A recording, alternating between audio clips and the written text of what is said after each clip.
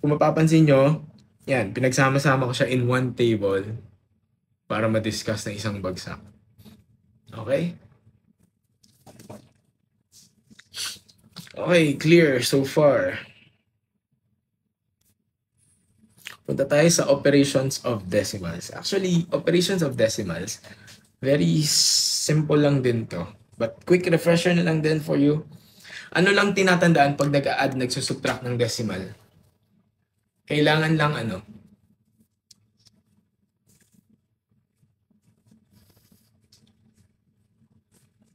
lang kailangan? Sino yung pagtatapatin mo?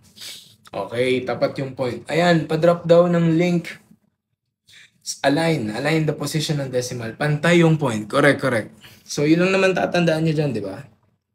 2.25, 0.04, 34.563. And then, do the math. Kapag bakante, ano yung invisible na nandyan? Kapag halimbawa yan, ito may 3 sa baba.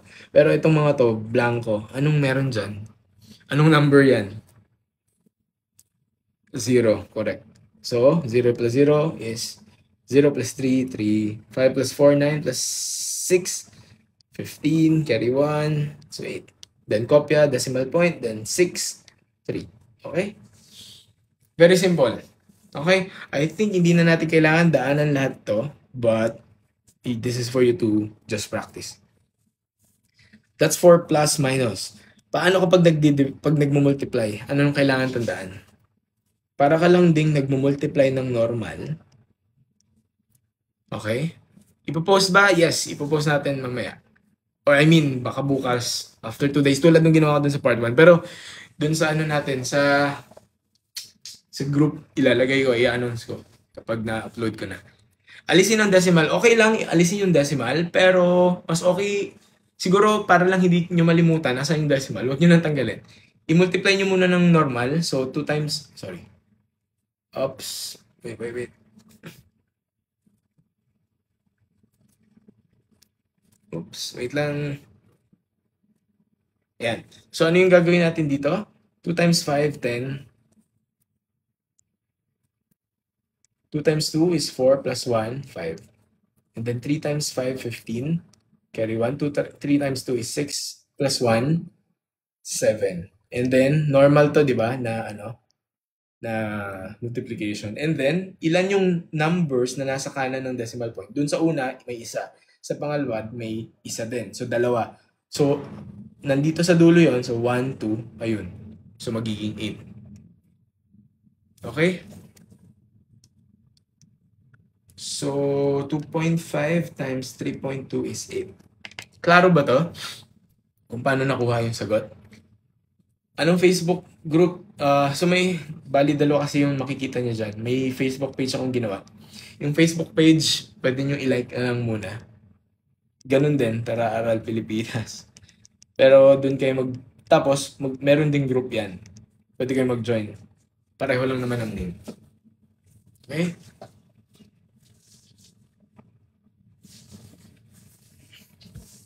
Division. Paano naman nagdi-divide?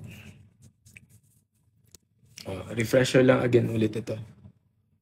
6.65 divided by 0.07.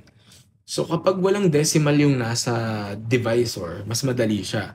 Pero kapag meron siyang decimal, ang kailangan mo munang gawin is i-make sure na nandun siya sa pinaka-kanan. So, since para mapunta siya dun sa kanan, ilang beses tayo nag-move? 2. So, kung 2 yan, ganun din yung gagawin nyo sa loob. I-move nyo rin to. So, ngayon, nandito na yung decimal, kukopyahin nyo na siya dun sa labas. Magtuturo rin po ng geometry, yes. So, pag natapos na natin itong basic math, magsisimula na ako ng algebra. Then, majority algebra, then followed by geom, then basic ng trigo. Napaaga, yes. Agahin natin ngayon. Okay? So, paano natin to solve? So, meron ka ng 665, tapos nandito siya naka-align, pero 7 na lang to sa labas. Okay? So, sa 665, ilang 7 meron doon? So, pwede natin parang lang ng normal division. So, sa 6, wala. So, isama ko yung isa pang 6. 66 divided by 7 is, ilan yun? 9. 9 times 7, 63. then minus. 6 minus 3 is 3, then 5. 35 divided by 7 is 5. 5 times 7 is 35, minus, then 0. So the answer is 95. Clear tayo dito? Buti naabutan yung live. Welcome sa live, Joyce Ann. Naka-record, yes. I-upload natin sa YouTube. Clear tayo sa division. Sige nga, pwede nyo bang itry itong 64.8 divided by 6 on your own? 64.8 divided by 6. Everyday, di pa natin kaya everyday. May pasok na pa ba kayo or wala na? Di ba wala na?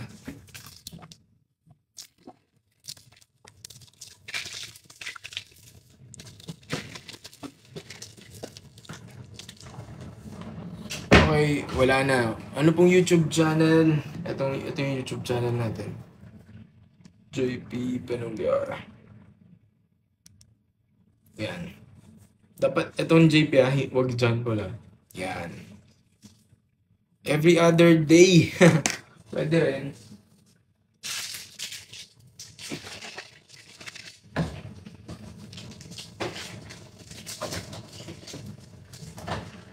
Okay, ano nang sagot? Ano nang sagot dito sa mga nagtatry? 64.8 divided by 6. Paano yung sasagutan yan? May kailangan pa ba akong i-move na decimal or wala na? Una mo ng question, may kailangan bang i-move na decimal or wala na?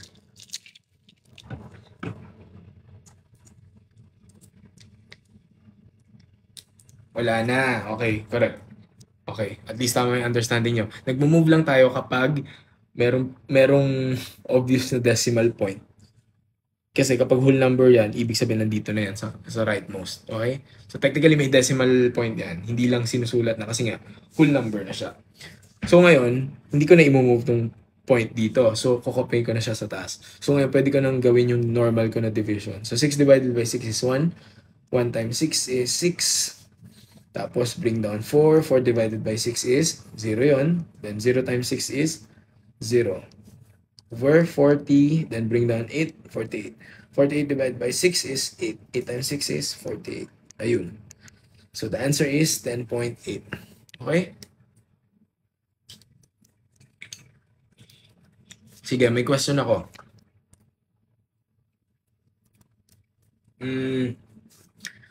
Ang 10.8, paano nyo to gagawing fraction?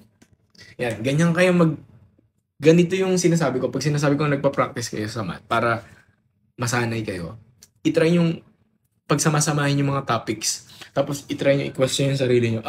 Kanina tinuro ni Sir fraction, decimal, percentage. Ngayon, nag-ooperation kami ng decimals. Okay, halimbawa yung 10.8, paano ko to i-apply dun sa discussion natin kaninang decimal, fraction, percentage. Sige nga. Pag di-discuss ng chem, nako, mukhang malabo. Wala na akong time for other subjects. So, mga basic, kung may question kayo, pwede naman. 10. O yan, madami nang may magkakaiba na kayo ng sagot. 108 over 100. Okay. 10.8 over 100. So, ang gagawin nyo lang dyan, pag fraction, ito whole number. So, ang gagawin nyo, kukopyahin nyo lang to. Tapos, itong 0.8 na to, ngayon, kung halimbawa, hindi nyo nakikita yung 10 dyan, itong 0.8 na to, paano mo to gagawing fraction? Di ba yan ay 8 over 10. So, either makita nyo to sa options, 10 and 8 over 10. Pwede ring improper, which is yung nakikita nyo yung sagot ng iba. 10 times 10, 100, plus 8, 108 over 100. O kaya naman, naka-lowest term pa. Ano pa yung mga possible? Kasi nga, multiple choice. So, tignan nyo yung best answer. Pag ni-lowest term ko tong 10 and 8 over 10, anong lowest term yan? So, yung 10, kokopyahin mo lang yon kasi whole number lang yon. Pero yung 8 over 10 lang yung ilo-lowest term mo. Ano tong lowest term ng 8 over 10? 2 over 5. Tama ba? Divided by 2. Sorry. Divided by 2 is 4. 10 divided by 2 is 5. 10 and 4 over 5.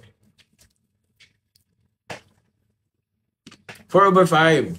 Yung iba naman, laki 2 over 5. Gaya kayo sa sagot ko.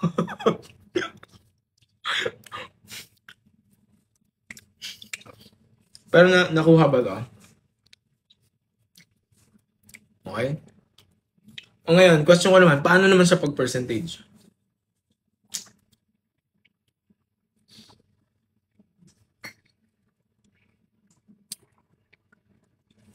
Ano kaya yan pag-percentage?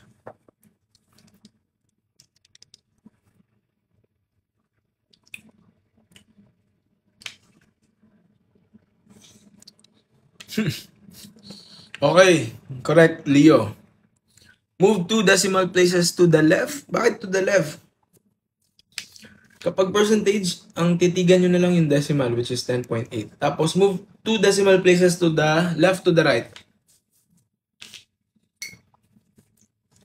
Tandaan nyo, halimbawa, decimal, papuntang percentage.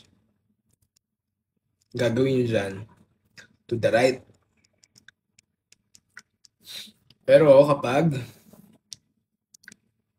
percentage papuntang decimal, to the left. Okay?